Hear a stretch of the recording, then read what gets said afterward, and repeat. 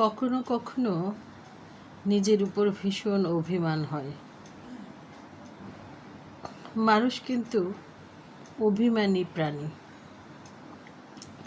কখনো প্রিয়জনের উপরে অভিমান করে, কখনো নিজের উপর। প্রিয়জনের উপর অভিমান করলে সেটা কিন্তু আমরা কোনো না কোনোভাবে চেষ্টা করি যে সেটা যেন প্রিয়জন বুঝতে পারে।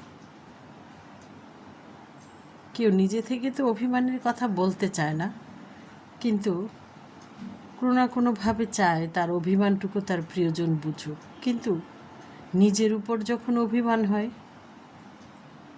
সেটা কাকে বোঝাবে?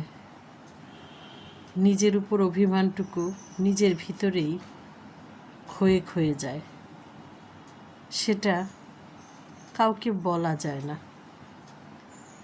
আসলে নিজের উপর যখন অভিমান হয়, সেটা প্রকাশ করে কোনো লাভ নেই।